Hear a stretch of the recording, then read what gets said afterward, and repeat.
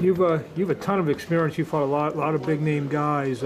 How much is that playing? I mean, the one I guess knock against Deontay so far in his career is that he really hasn't fought some of the bigger names. And not that you're one of the bigger names, but you bring a load of experience. What's that do Saturday night? Oh, that's huge. And it's interesting because before I competed against the best, you don't know if you can beat him, but then now I've competed against him. Now I know I can beat him. So it's like, and it's interesting. I thought about it on my way here that it's almost like it's kind of crazy. I'm gonna compare it to Bagger Vance. In the golf game, you're looking for that perfect game. You're looking for that perfect swing, and that's what I'm looking for. That's what I'm searching for, and that's all I want before I retire.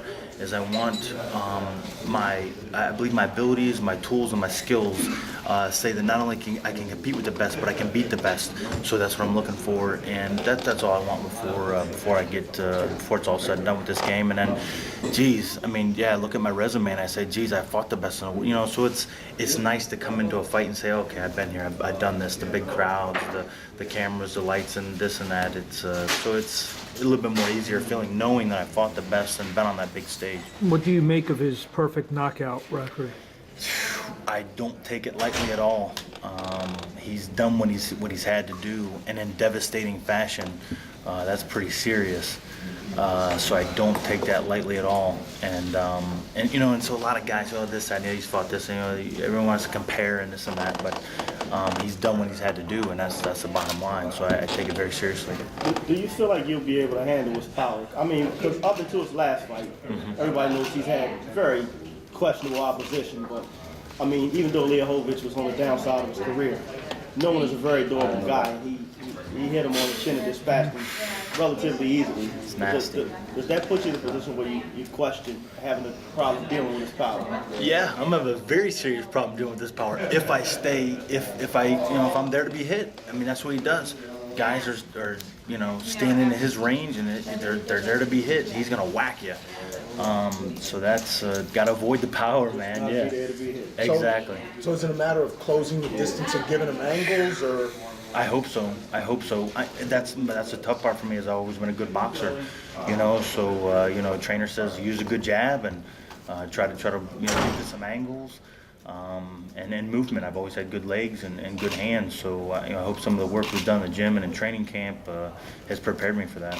Does it bother you that people bring you in to be the opponent, or do you use it to your advantage, knowing that they're all the above.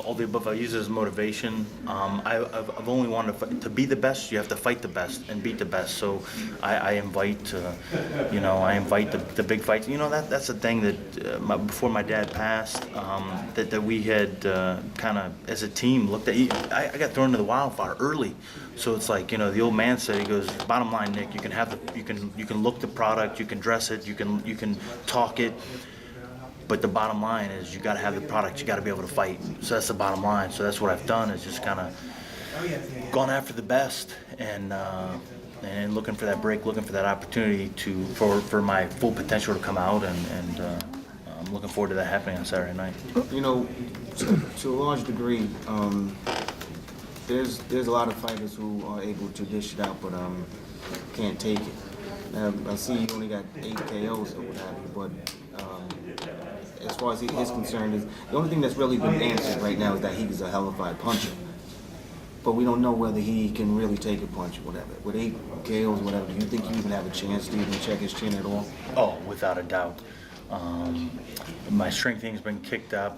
Training with the heavyweight champ, got to pick the brain of the chef, got to pick the brain of Aldo, his strength trainer.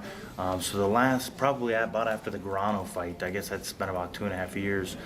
I've been on a serious strength training regimen. I've got a front end loader, 300-pound front end loader tire in my house that I flip. I chop wood on a daily basis for the Lions Club. I've been in a strength routine, and so picking the brain of all the top guys, Adamek and Oliver McCall and the heavyweight champ, of how they get strong. So I feel I'm at the strongest I've ever been in my life. Recently, And without a doubt, if the shot's there, if I can get in position to get the shot, without a doubt. And that's the bottom line, is that, like my trainer says, you get a broad that weighs 250 pounds, you can teach her how to punch. There's some weight behind it, So yeah, without a doubt, I believe if the shot's there and I can get in there and get in position, I definitely think I'll be able to Is test Adam it. Mack the heavyweight champ you're talking about training with? Yeah, I trained with Adam Mack, a couple years ago. I forget who he was getting. He's getting ready for a Poland. Wait, who was he? I forget who he's getting ready. Was it A lot of Tall guy. Galata?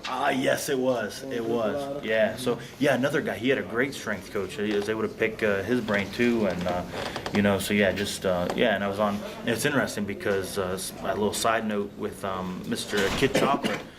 Peter Coolin, I didn't even know it. I knew I recognized him, but Don King has a training camp about an hour away from my house, and I used to be on speed dial there when Oliver McCall was up there, Larry Donald, Cedric Fields, what's his name, another kid. But so I've just had great experience up there at camp and working with those guys. You're 6'5", 6'6", so I would imagine you haven't had to look up to too many opponents. Yes. What's the difference here now? He's 6'7". Yeah. We looked about eye to eye at the press conference and squaring off, and the real trick, and almost compare him to Tyson Fury, because he was 6'9", I believe, so he was more of a look up than anything. And me and my guy, I was looking eye to eye with him. You rocked.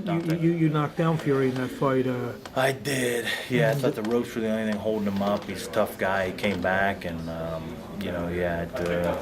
Didn't close the door when I needed to. Does that give you confidence, though, that you can get to a big guy like this?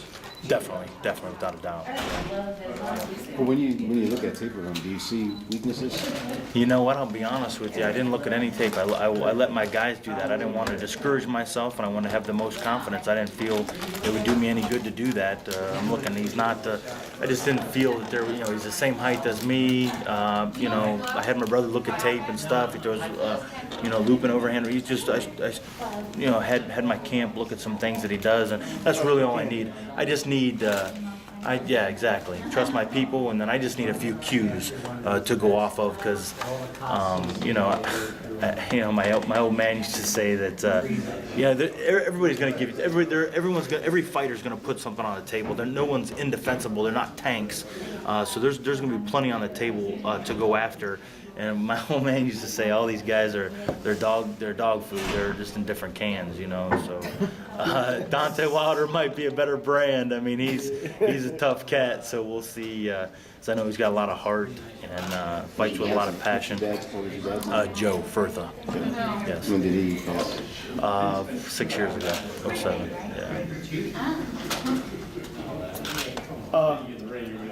What age did you start fighting? Did your father start you fighting? 20 years old. I'll tell you what, he bought me a pair of Marvelous Marvin Hagler gloves when I was like 5 or 6 years old. Taught us a little bit of self-defense, put the gloves away, and said, Nick, get into everything else. Soccer, cross-country, basketball, baseball. Never did football. I just thought it sounded too much like work. And then I was 19, 20 years old. And I said, I want to win Akron Golden Glove Championship. And he says, okay, well, I'm going to put you through a 6-month regimen, because he thought I'd blow it off. It was just a big idea I had. And I did the 6-month regimen that he had for me, and I said, I'm going to the gym with you or without you.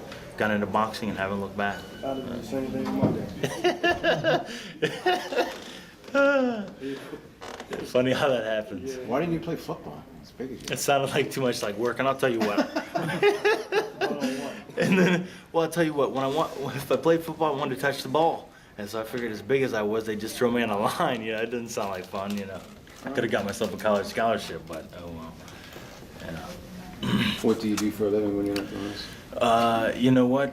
I'm a caddy at a country club, at Firestone Country Club in Akron. Yeah. So not on tour, I'm not Tigers caddy or anything like that. But the guys come in town, and we get to watch That's where the over. back advance reference came from. Then. Well, it helps. I say, a little bit of golfing background. Yeah. Do you play? I do a little bit. Yeah, I'm a hacker, but I enjoy it. I enjoy the game. So is this your biggest purse today? Yes, it is. It is. Yeah.